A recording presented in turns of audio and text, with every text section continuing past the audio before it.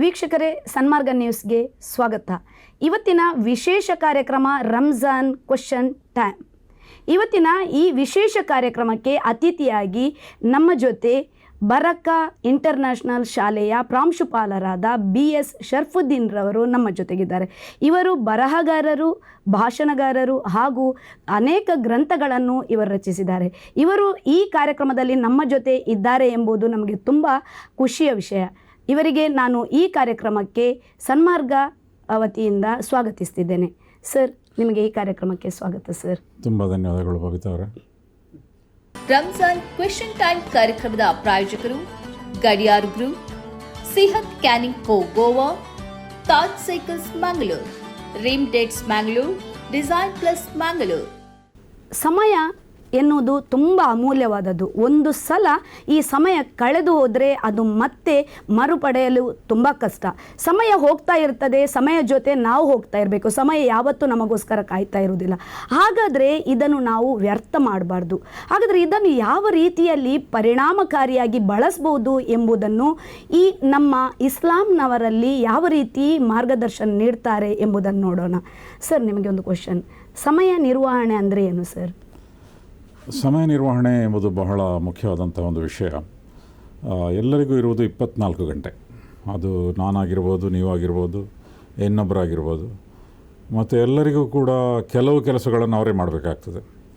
ಅವರ ಶೌಚದ ಕೆಲಸ ಇರ್ಬೋದು, ಅವರ ತಿನ್ನುವ ಕೆಲಸ ಇರ್ಬೋದು, ಅವರ ಇತರ ಅನೇಕ ಕೆಲಸಗಳು, ಅದನ್ನು ಅವರೇ ಮಾಡಬೇಕಾಗ್ತದೆ. ಅದಕ್ಕಾಗಿ ಅವರೊಂದು ಜನ ಇಡುವ ಹಾಗಿಲ್ಲ. ಮತ್ತು ಕೆಲವು ಕೆಲಸಗಳಿಗೆ ಜನ ಇಡ್ಬೋದು, ಅವರವರ ಅರ್ಹತೆಗೆ ತಕ್ಕಂತೆ ಇಡ್ಬೋದು. ಆದರೂ ಜಗತ್ತಿನಲ್ಲಿ ಎಲ್ಲರಿಗೂ ಇರುವುದು 24 ಗಂಟೆ. ಆದರೆ ಕೆಲವರ ಮಟ್ಟಿಗೆ ನಾವು ನೋಡ್ತೇವೆ, ಅವರ ಪ್ರಾಡಕ್ಟಿವಿಟಿ, ಅವರ ಉತ್ಪಾದನಾ ಸಾಮರ್ಥ್ಯ 24 ಗಂಟೆಯಲ್ಲಿ ಬಹಳ ವಿಪುಲವಾಗಿರ್ತದೆ. ಕೆಲವರು ಏನೂ ಮಾಡಿರುವುದಿಲ್ಲ ಮತ್ತು ಅವರ ಇಡೀ ಜೀವನ ಕಳೀತದೆ, ಅವರ ಸಾಧನೆ ಶೂನ್ಯ ಆಗಿರ್ತದೆ. ಆದ್ದರಿಂದ ಇದಕ್ಕೆಲ್ಲದಕ್ಕೂ ಕೂಡ ಒಂದು ಮುಖ್ಯವಾದಂತಹ ಕಾರಣ ಯಾವುದು ಅಂತ ಹೇಳಿದರೆ ಸಮಯದ ಸರಿಯಾದ ನಿರ್ವಹಣೆ. ಯಾಕೆಂತ ಹೇಳಿದರೆ time and tide wait for none ಅಂತ ಇಂಗ್ಲೀಷ್ನಲ್ಲಿ ಕೂಡ ಹೇಳ್ತಾರೆ. ಸಮುದ್ರದ ಎಲೆ ಆಗಿರ್ಬೋದು ಅಥವಾ ಸಮಯ ಆಗಿರ್ಬೋದು, ಅದು ಯಾರನ್ನೂ ಕಾಯುವುದಿಲ್ಲ, ಅದು ನಿರಂತರವಾಗಿ ಸಾಗ್ತಾ ಇರ್ತದೆ. ಅಂತಹ ಸಂದರ್ಭದಲ್ಲಿ ನಮಗಿರುವಂತಹ 24 ಗಂಟೆ, ನಮಗಿರುವಂತಹ ಸಾಮರ್ಥ್ಯ, ನಮಗಿರುವಂತಹ ಅರ್ಹತೆ, ಇದೆಲ್ಲದರಲ್ಲಿ ನಾವು 24 ಗಂಟೆಯನ್ನು ಹೇಗೆ ಉಪಯೋಗಿಸಿಕೊಳ್ಳಬಹುದು ಎನ್ನುವಂತಹ ಒಂದು ಅತ್ಯಂತ ಪ್ರಬಲವಾದಂತಹ ಒಂದು ನಿರ್ವಹಣಾ ಸಾಮರ್ಥ್ಯ, ಅದನ್ನು ನಾವು ಸಮಯ ನಿರ್ವಹಣೆ, ಟೈಮ್ ಮ್ಯಾನೇಜ್ಮೆಂಟ್ ಅಂತ ಹೇಳ್ತೇವೆ. ಸರ್, ಈಗ ಸಮಯ ನಿರ್ವಹಣೆಗೆ ಸಾಮಾನ್ಯವಾಗಿ ಅಂದರೆ ಇಸ್ಲಾಂನಲ್ಲಿ ಯಾವ ರೀತಿ ಮಾರ್ಗದರ್ಶನ ನೀಡ್ಬೋದು ಸರ್? ಇಸ್ಲಾಮಿನಲ್ಲಿ ಎಲ್ಲ ವಿಷಯಗಳಿಗೆ ಸಂಬಂಧಿಸಿದಂತೆ ಬಹಳಷ್ಟು ಮಾರ್ಗದರ್ಶನಗಳನ್ನು ಕೊಡಲಾಗಿದೆ. ಅದು ಸಮಯ ನಿರ್ವಹಣೆ ಆಗಿರ್ಬೋದು, ಆರೋಗ್ಯ ಆಗಿರ್ಬೋದು, ಆಧ್ಯಾತ್ಮಿಕತೆ ಆಗಿರ್ಬೋದು, ಜೀವನದ ಪ್ರಾಯೋಗಿಕ ರಂಗದ ಎಲ್ಲ ವಿಷಯಗಳಾಗಿರ್ಬೋದು, ಎಲ್ಲದರಲ್ಲೂ ಒಂದಲ್ಲ ಒಂದು ರೀತಿಯ ಮಾರ್ಗದರ್ಶನ ಇಸ್ಲಾಮಿನಲ್ಲಿ ಇರುವುದನ್ನು ನಾವು ಕಾಣ್ತೇವೆ. ಉದಾಹರಣೆಗೆ ಸಮಯ ನಿರ್ವಹಣೆ ಬಗ್ಗೆ ಪ್ರವಾದಿ ಮುಹಮ್ಮದ್ ಸಲ್ಲಲ್ಲಾಹು ಅಲೈಹಿ ವಸಲ್ಲಂ ಒಂದು ಕಡೆ ಹೇಳಿದ್ದಾರೆ, ನ್ಯಾಮತಾನಿ ಮಗ್ಬೂನುನ್ ಫಿಹಿಮಾ ಕಥೀರು ಮಿನನ್ ನಾಸ್ ಅಸ್ಸೆಹ ವಲ್ ಫರಾಗ ಅಂತ ಹೇಳಿದರೆ, 2 ಅನುಗ್ರಹಗಳಿವೆ, ಅದನ್ನು ಅನೇಕರು ಅಲ್ಲಗಳೆಯುತ್ತಾರೆ ಅಥವಾ ನಿರ್ಲಕ್ಷಿಸುತ್ತಾರೆ. ಆ 2 ವಿಶೇಷವಾದಂತಹ ಅನುಗ್ರಹಗಳು ಯಾವುದು ಅಂತ ಹೇಳಿದರೆ, ಒಂದು ಆರೋಗ್ಯ, ಮತ್ತೊಂದು ಸಮಯ.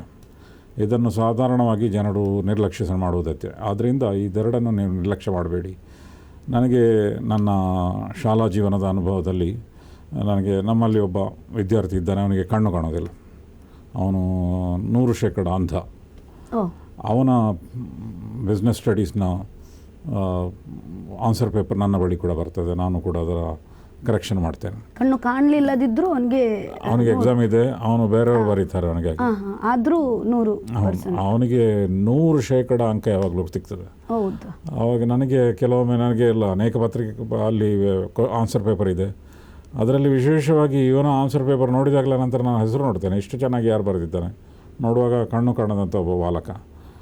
ಆದ್ದರಿಂದ ಅವನು ಬರೆಯೋದು ಬೇರೆ, ಅವರಿಗೆ ಯಾರಾದರೂ ಒಬ್ಬರು ಬರೆಯಲಿಕ್ಕೆ ಕೊಡ್ತೇವೆ ನಾವು ಶಾಲೆಯಲ್ಲಿ. ಆಗ ನನಗೆ ಆಶ್ಚರ್ಯ ಆಗಿತ್ತು.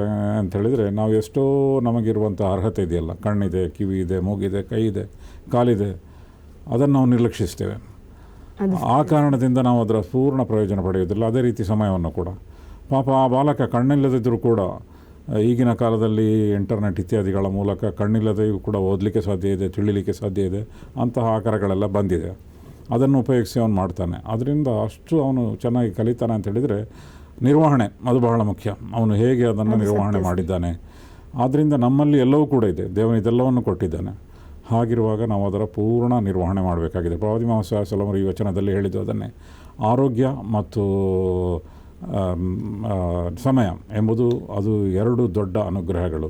ಅದನ್ನು ಸರಿಯಾಗಿ ನಿರ್ವಹಣೆ ಮಾಡಿ ಎಂದು ಪ್ರವಾದಿ ಮೊಹಮ್ಮದ್ ಸಲ್ಲಲ್ಲಾಹು ಅಲೈಹಿ ವಸಲ್ಲಂ ಹೇಳಿದ್ದಾರೆ.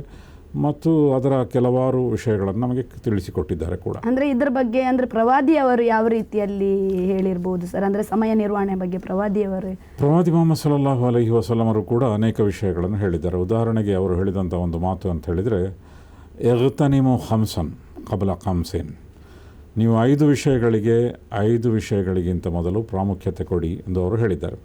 ಆ 5 ವಿಷಯಗಳು ಯಾವುದು ಅಂತ ಹೇಳಿದರೆ, ಶಬಾಬಕ ಕಬಲ ಹರಮಿಕ್, ನಿಮ್ಮ ಯೌವನಕ್ಕೆ ನೀವು ಪ್ರಾಮುಖ್ಯತೆ ಕೊಡಿ, ನಿಮ್ಮ ವೃದ್ಧಾಪ್ಯಕ್ಕಿಂತ ಮೊದಲು.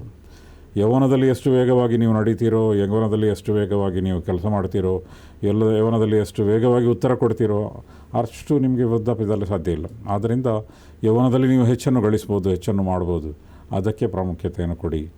ಮತ್ತು ಸೆಹತಕ ಕಬಲ ಸಕಾಮೇಕ್, ಅದೇ ರೀತಿ ನಿಮ್ಮ ಆರೋಗ್ಯಕ್ಕೆ ಪ್ರಾಶಸ್ತ್ಯ ಕೊಡಿ, ನಿಮ್ಮ ರೋಗಕ್ಕಿಂತ ಮೊದಲು.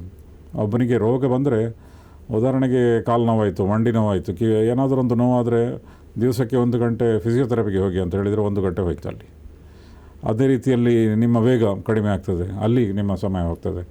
ಆದ್ದರಿಂದ ನಿಮ್ಮ ಸೆಹ ಅಂತ ಹೇಳಿದರೆ ಆರೋಗ್ಯ, ಅದು ಬಹಳ ಮುಖ್ಯ. ಆರೋಗ್ಯದಲ್ಲಿದ್ದರೆ ನಿಮ್ಮ ಎಷ್ಟೋ ಸಮಯವನ್ನು ನೀವು ಉಳಿಸ್ಬೋದು. ಆದ್ದರಿಂದ ನಿಮ್ಮ ಆರೋಗ್ಯಕ್ಕೆ ಪ್ರಾಶಸ್ತ್ಯ ಕೊಡಿ. ಎರಡನೇದಾಗಿ ನಿಮ್ಮ ರೋಗಕ್ಕಿಂತ ಮೊದಲು. ಮತ್ತು ಫರಾಹಕ ಕಬಲ ಶುಗಲಿಕ್, ನಿಮ್ಮ ಬಿಡುವಿಗೆ ಪ್ರಾಮುಖ್ಯತೆ ಕೊಡಿ, ನೀವು ನಿಬಿಡರಾಗಿ ಬಿಡುವುದಕ್ಕಿಂತ ಮೊದಲು. ಕೆಲವೊಮ್ಮೆ ನಮಗೆ ಬಹಳ ಬಿಡುವು ಇರ್ತದೆ. ಉದಾಹರಣೆಗೆ ಮಹಿಳೆಯರನ್ನೇ ನೋಡಿ, ನೀವು ಮದುವೆ ಆಗುವುದಕ್ಕಿಂತ ಮೊದಲು ಬಹಳ ಸಮಯ ಇರ್ತದೆ ಅವರಿಗೆ. ಮದುವೆಯಾಗಿ ಅವರು ಬಾಣಂತಿಯರಾದರು, ಅವರು ಗರ್ಭಿಣಿಯರಾದರು, ಅವರಿಗೆ ಮಕ್ಕಳಾಯಿತು, ಅವರಿಗೆ 1-2 ಮಕ್ಕಳಾಯಿತು ಅಂತ ಹೇಳಿದರೆ ಆನಂತರ ಅವರಿಗೆ ಮಲ್ಟಿ ಟಾಸ್ಕಿಂಗ್ ಮಾಡಲೇಬೇಕಾಗ್ತದೆ. ಬಹು ಕೆಲಸಗಳನ್ನು ಒಂದೇ ಸರ್ತಿ ಮಾಡಲೇಬೇಕಾಗ್ತದೆ. ಅದೇ ರೀತಿ ಪುರುಷರು ಕೂಡ ಅದರಿಂದ ಮುಕ್ತರಲ್ಲ. ಅವರಿಗೂ ಕೂಡ ಒಂದು ರೀತಿಯಲ್ಲಿ ಬಹಳ ಬ್ಯುಸಿಯಾಗಿ ಬಿಡ್ತಾರೆ, ಅವರು ಬಹಳ ನಿಬಿಡರಾಗಿ ಬಿಡ್ತಾರೆ. ಆದ್ದರಿಂದ ನೀವು ಯಾವಾಗ ನಿಮಗೆ ಬಿಡುವಿದೆಯೋ ಅದರ ಪೂರ್ಣವಾದ ಪ್ರಯೋಜನವನ್ನು ಪಡ್ಕೊಳ್ಳಿ. ಮತ್ತು ಹಯಾತ ಕಬಲ ಮೌತೇಕ್, ನಿಮಗೆ ಬದುಕು ಇದೆ, ಜೀವನ ಇದೆ. ಕೆಲವರು ಬದುಕಿರುವಾಗಲೂ ಕೂಡ ಸತ್ತಂತೆ ಬದುಕ್ತಾರೆ. ಬದುಕು ದೇವರು ಕೊಟ್ಟಿರುವುದು ಬಹಳ ದೊಡ್ಡ ವಿಷಯ. ಅದರಲ್ಲಿ ಬಹಳ ಅದನ್ನು ಉಪಯೋಗಿಸಬೇಕಾದಂಥ ಅಗತ್ಯ ಇದೆ. ಆದ್ದರಿಂದ ಅದು ಬಹಳ ಮುಖ್ಯವಾದದ್ದು. ಆದ್ದರಿಂದ ಮತ್ತೊಂದು ಯಾವುದು ಅಂತ ಹೇಳಿದರೆ, ಘಿನಾಕ ಕಬಲ ಫಕ್ರಿಕ್, ನಿಮ್ಮ ಸಿರಿವಂತಿಕೆಗೆ ನೀವು ಪ್ರಾಶಸ್ತ್ಯ ಕೊಡಿ, ನಿಮ್ಮ ಬಡತನಕ್ಕೆ ಮೊದಲು. ನಿಮ್ಮ ಸಿರಿವಂತಿಕೆ ಯಾವಾಗ ಕೊನೆಗೊಳ್ಳುತ್ತದೆ ಅಂತ ಗೊತ್ತಿಲ್ಲ. ಹಣ ಇದೆ, ಉದ್ಯೋಗ ಇದೆ. ಈಗ ಒಂದು ಗಲ್ಫ್ ವಾರ್ ಈಗ ನಡೀತಾ ಇದೆ.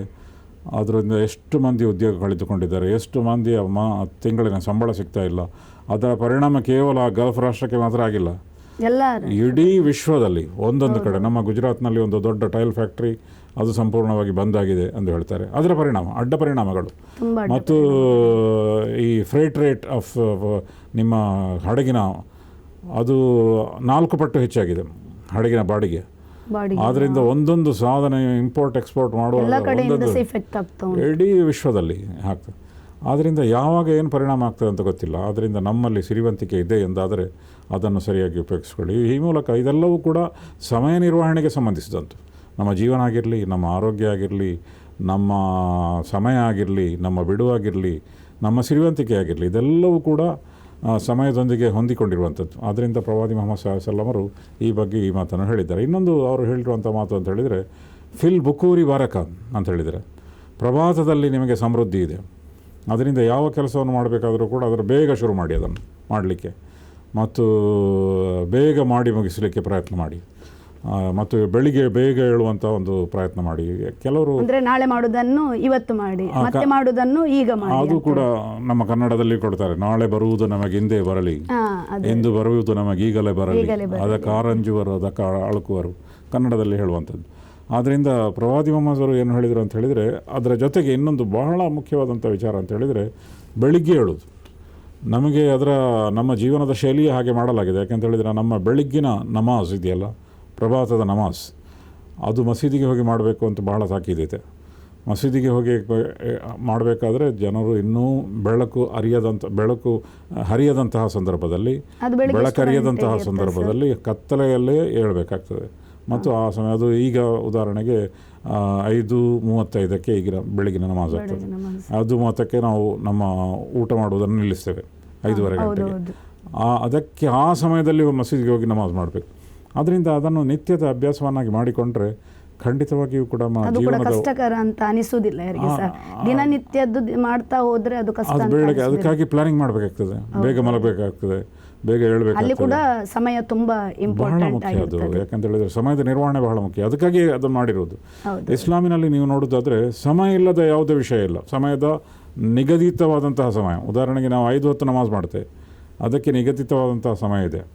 ಮತ್ತು ನಾವು ಹಜ್ಜಿಗೆ ಹೋಗ್ತೇವೆ, ನಿಗದಿತವಾದಂತಹ ಸಮಯ ಇದೆ. ಮತ್ತು ಝಕಾತ್ ಕೊಡಬೇಕಾದರೂ ಕೂಡ ಅದಕ್ಕೆ ನಿಗದಿತವಾದಂತಹ ಒಂದು ವರ್ಷದ ಇಂತಿಷ್ಟು ಅವಧಿಯಲ್ಲಿ 1 ವರ್ಷ ಮುಗಿಯುವಾಗ ನೀವು ಕೊಡಬೇಕಂತ ಇದೆ.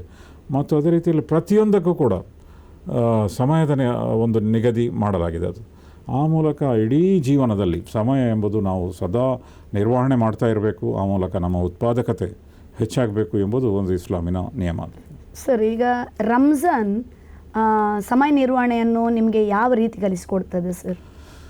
ನಾನು ಈಗಾಗಲೇ ಒಂದು ಹೇಳಿದಂತೆ ಫಿಲ್ ಬುಕೂರಿ ಬರಕ, ಬೆಳಿಗ್ಗೆ ಏಳುವುದರಲ್ಲಿ ಬಹಳ ಸಮೃದ್ಧಿ ಇದೆ. ಬೆಳಿಗ್ಗೆ ಏಳುವಂಥ ಅತ್ಯುತ್ತಮವಾದ ತರಬೇತಿ ಅದು ರಮದಾನ್ ತಿಂಗಳಿನ ತರಬೇತಿ. ಬೇರೆ ತಿಂಗಳಿನಲ್ಲಿ ಕೆಲವರು ಏನು ಮಾಡ್ತಾರೆ, ಮತ್ತೆ ಎದ್ದರೂ ಪರವಾಗಿಲ್ಲ, ಯಾಕಂತ ಹೇಳಿದರೆ ಬೆಳಿಗ್ಗೆ ಊಟ ಮಾಡಲಿಕ್ಕಿಲ್ಲಲ್ಲ. ಈಗ ನಾವು ಉಪವಾಸ ಆಡಬೇಕಾದ್ರೆ ಬೆಳಿಗ್ಗೆ ಏಳಲೇಬೇಕು, ಬೆಳಿಗ್ಗೆ ಎದ್ದು ಊಟ ಮಾಡಬೇಕು. ಆದ್ದರಿಂದ ನೀವು ನೋಡೋದಾದರೆ ಗರಿಷ್ಠ ಸಂಖ್ಯೆಯ ಜನ ಅವರು ಬೆಳಿಗ್ಗೆ ಹೇಳ್ತಾರೆ. ಆ ಮೂಲಕ ಬೆಳಿಗ್ಗೆ ಏಳುವಂತಹ ಒಂದು ತರಬೇತಿ ರಮದಾನ್ ತಿಂಗಳಿನಲ್ಲಿದೆ. ಮತ್ತು ರಮದಾನ್ ತಿಂಗಳಿನಲ್ಲಿ ಉಪವಾಸ ಬಿಡುವುದಕ್ಕೂ ಒಂದು ಸಮಯ ಇದೆ. ಆ ಸಮಯದಲ್ಲಿ ನೀವು ನೋಡೋದಾದರೆ ಟ್ರಾಫಿಕ್ ಕೂಡ ಸ್ವಲ್ಪ ಹೆಚ್ಚಿರ್ತದೆ. ಯಾಕೆಂತ ಹೇಳಿದರೆ ಜನರು ಎಲ್ಲರೂ ಕೂಡ ಆ ಸಮಯಕ್ಕಿಂತ ಮೊದಲು ಮನೆಗೆ ಹೋಗಲು ಪ್ರಯತ್ನಿಸ್ತಾರೆ. ಮತ್ತು ಉಪವಾಸ ಬಿಡುವಂಥ ಸಂದರ್ಭದಲ್ಲಿ ಇಡೀ ಕುಟುಂಬದವರು ಮನೆಯಲ್ಲಿರ್ತಾರೆ. ಆ ಮೂಲಕವೂ ಕೂಡ ಸಮಯ ನಿರ್ವಹಣೆಯ ಒಂದು ತರಬೇತಿ ಇದೆ. ಮತ್ತು ಪವಿತ್ರ ಕುರ್ಆನ್ ರಮದಾನ್ ತಿಂಗಳಿನಲ್ಲಿ ಜನರು ಹೆಚ್ಚು ಓದ್ತಾರೆ. ಮತ್ತು ಇಡೀ ಪವಿತ್ರ ಕುರ್ಆನನ್ನು ಓದಬೇಕಾದ್ರೆ ಅದರಲ್ಲಿ 30 ಕಾಂಡಗಳಿವೆ. ಒಂದು ಕಾಂಡ ಇಡೀ ಓದಬೇಕಾಗ್ತದೆ. ಅದಕ್ಕೆ ಸುಮಾರು ಅರ್ಧ ಗಂಟೆ ಅಥವಾ 1 ಗಂಟೆ ಬೇಕಾಗ್ಬೋದು. ಅದು ಅವನ ಓದುವ ರಭಸದಲ್ಲಿ ಹೊಂದಿಕೊಂಡಿದೆ. ಈ ಮೂಲಕ ಏನಾಗ್ತದೆ ಅಂತ ಹೇಳಿದರೆ ಸಮಯ ಹೇಗೆ ನಾವು ನಿರ್ವಹಿಸ್ಬೋದು ಎಂಬುದನ್ನು ಅವರು ಕಲಿತಾರೆ. ಹೀಗೆ ರಮದಾನ್ ತಿಂಗಳಿನ ಒಂದೊಂದು ನಮ್ಮ ವಿಶೇಷವಾದಂಥ ನಮಾಜ್ ಇದೆ, ತರಾವಿ ನಮಾಜ್ ಅಂತ ಹೇಳ್ತೇವೆ. ಅದು ಇಂತಿಷ್ಟು ಸಮಯಕ್ಕೆ ಆರಂಭವಾಗಿ ಇಂತಿಷ್ಟು ಸಮಯಕ್ಕೆ ಕೊನೆಗೊಳ್ಳುತ್ತದೆ ಅಂತ ಇದೆ. ಮತ್ತು ರಾತ್ರಿಯ ಜಾಗರಣೆ ಅದನ್ನು ನಿಮ್ಮದರಲ್ಲಿ ಹಾಗಾದ್ರೆ ರಾತ್ರಿ ಜಾಗರಣೆ ಮಾಡುವುದು ಕಡ್ಡಾಯ ಅಂತ ಉಂಟು? ಹಾಗೇನಾದರೂ ಕಡ್ಡಾಯ ಅಂತ ಇಲ್ಲ, ಆದರೆ ಅದಕ್ಕೆ ಬಹಳ ಒತ್ತು ಕೊಡಲಾಗಿದೆ. ಯಾಕಂತ ಹೇಳಿದರೆ ಅಂದರೆ ಜಾಗರಣೆ ಅಂದರೆ ರಾತ್ರಿಯಿಂದ ಬೆಳಗ್ಗೆ ತನಕ ಸಹ ಅವರು ಮಲಗಲಿಕ್ಕೇನೆ ಇಲ್ಲ, ಆ ಥರದ ಜಾಗರಣೆ ಅಲ್ಲ. ರಾತ್ರಿಯ ಒಂದು ಅಂಶ ನೀವು ಜಾಗರಣೆ ಮಾಡ್ಬೋದು. ಅದು ಅರ್ಧ ಗಂಟೆ ಆಗಿರ್ಬೋದು, 1 ಗಂಟೆ ಆಗಿರ್ಬೋದು, 3 ಗಂಟೆ ಆಗಿರ್ಬೋದು, 4 ಆಗಿರ್ಬೋದು, ಇಂತಿಷ್ಟೇ ಸಮಯ ಅಂತ ಹೇಳಿಕೊಂಡು ಯಾವುದೇ ರೀತಿಯ ನಿಗದಿಪಡಿಸಿಲ್ಲ. ಇಲ್ಲ, ಆದರೆ ಮಸೀದಿಯಲ್ಲಿ ಆ ಪರಿಸರದವರಿಗೆ ಹೊಂದಿಕೊಳ್ಳುವಂತೆ ಅವರವರದೇ ಆದ ಸಮಯವನ್ನು ನಿರ್ವಹಿಸ್ತಾರೆ. ಅಲ್ಲಿ ಮಸೀದಿಗೆ ಹೋಗಿ ನಮಾಜ್ ಮಾಡ್ಬೋದು, ಅಲ್ಲಿ ರಾತ್ರಿ ಜಾಗರಣೆ ಮಾಡ್ಬೋದು. ಮನೆಯಲ್ಲೇ ಮಾಡ್ತಾರೆ ಕೆಲವರು. ಅದು ಬೇರೆ ಸಮಯದಲ್ಲೂ ಕೂಡ ಅಥವಾ ಈ ಥರ ರಂಜಾನ್ ಟೈಮಲ್ಲಿ ಮಾತ್ರ? ಇಸ್ಲಾಮಿನಲ್ಲಿ ಎಲ್ಲ ಸಮಯದಲ್ಲಿಯೂ ಕೂಡ ರಾತ್ರಿ ಅಂತಿಮ ಯಾಮದಲ್ಲಿ ಎದ್ದು ನಮಾಜ್ ಮಾಡುವುದನ್ನು ಎಂಕರೇಜ್ ಮಾಡಲಾಗಿ, ಕಡ್ಡಾಯ ಮಾಡಲಾಗಿಲ್ಲ. ಅದನ್ನು ಯಾಕೆ ಹೇಳಲಾಗಿದೆ ಅಂತ ಹೇಳಿದರೆ ಅವರಿಗೆ ಅನುಕೂಲವಾಗುವ ಅವರ ಆತ್ಮ ನಿಯಂತ್ರಣಕ್ಕೆ. ರಾತ್ರಿ ಎಲ್ಲರೂ ಮಲಗ್ತಾರೆ, ಅಂತಹ ಸಂದರ್ಭದಲ್ಲಿ ಹೇಳುವುದು ಅಂತ ಹೇಳಿದರೆ ಅದು ನಿಮ್ಮ ಆತ್ಮ ನಿಯಂತ್ರಣಕ್ಕೆ ಬಹಳ ಒಳ್ಳೆಯದು. ಇದನ್ನು ಎಂಕರೇಜ್ ಮಾಡಲಾಗಿದೆ. ಆದರೆ ವಿಶೇಷವಾಗಿ ರಮದಾನ್ ತಿಂಗಳಿನ ರಾತ್ರಿಗಳು, ಅದರಲ್ಲಿ ಅಕೀಮುಸ್ಸಲ ಮತ್ತು ಈ ರಮದಾನ್ನ ಉಪವಾಸಾಚರಣೆ ಮಾಡಿರಿ ಅಂತ ಹೇಳುವುದರ ಜೊತೆಗೆ ರಾತ್ರಿಯ ಜಾಗರಣೆಯ ಪ್ರಸ್ತಾಪವನ್ನು ಕೂಡ ಮಾಡಲಾಗಿದೆ. ಆದ್ದರಿಂದ ಇದು ಎರಡು ಏನು ಸೂಚಿಸ್ತದೆ ಅಂತ ಹೇಳಿದರೆ, ಉಪವಾಸ ಹಿಡಿಯುವುದು, ರಾತ್ರಿ ಜಾಗರಣೆ ಮಾಡುವುದು, ಇದು ಎರಡೂ ಕೂಡ ರಮದಾನ್ ತಿಂಗಳಿನ ಭಾಗ. ಮತ್ತು ರಾತ್ರಿ ಜಾಗರಣೆ ಮಾಡಬೇಕಾದ್ರೆ ಸಮಯ ನಿರ್ವಹಣೆ ಮಾಡಬೇಕಾಗ್ತದೆ. ಆ ಸಮಯವನ್ನು ಹೊಂದಿಸಿಕೊಳ್ಳಬೇಕಾಗ್ತದೆ ಹಗಲಿನ ಹೊತ್ತಿನಲ್ಲಿ. ಆ ಮೂಲಕ ರಾತ್ರಿಯಲ್ಲಿ ಯಾವ ರೀತಿ ನಮ್ಮ ನಿದ್ರೆಯ ಅಗತ್ಯವನ್ನು ಅಂಕಿತದಲ್ಲಿಡ್ಬೋದು ಎಂಬುದರ ತರಬೇತಿ ಕೂಡ ದೊರೆಯುತ್ತದೆ. ಆದ್ದರಿಂದ ಇದೆಲ್ಲವೂ ಕೂಡ ಈ ರಮದಾನ್ ತಿಂಗಳಿನಲ್ಲಿ ಬರುವಂತಹ ಬೇರೆ ಬೇರೆ ವಿದ್ಯುಕ್ತ ಆಚಾರಗಳು ಮತ್ತು ನಿಬಿಡವಾಗಿ ನಿಮ್ಮನ್ನಿಡುವಂತಹ ಒಂದು ಕೆಲಸ, ಇದೆಲ್ಲವೂ ಕೂಡ ವಿವಿಧ ರೀತಿಯಲ್ಲಿ ಸಮಯ ನಿರ್ವಹಣೆಗೆ ನಮಗೆ ಅವಕಾಶವನ್ನು ಕಲ್ಪಿಸ್ತದೆ. ಸೊ ಇವತ್ತು ನಮಗೆ ಸಮಯ ನಿರ್ವಹಣೆಯ ಬಗ್ಗೆ ಬಹಳ ಒಳ್ಳೆ ರೀತಿಯಲ್ಲಿ ನಮಗೆ ಮಾಹಿತಿಯನ್ನು ಕೊಟ್ಟಂತಹ BS ಶರ್ಫುದ್ದೀನ್ ಅವರಿಗೆ ಈ ಕಾರ್ಯಕ್ರಮಕ್ಕೆ ನಾನು ಅವರಿಗೆ ಧನ್ಯವಾದವನ್ನು ಸಲ್ಲಿಸುತ್ತಾ ಈ ಕಾರ್ಯಕ್ರಮವನ್ನು ನಾನು ಮುಕ್ತಾಯಗೊಳಿಸ್ತಿದ್ದೇನೆ. ಮುಂದಿನ ಕಾರ್ಯಕ್ರಮದೊಂದಿಗೆ ಭೇಟಿಯಾಗೋಣ. ಧನ್ಯವಾದಗಳು. Your brand deserves more attention, more leads, more growth. From powerful digital marketing that drives results to smart software solutions that streamlines your business and high quality printing that makes your brand stand out. Tundeja Publicity.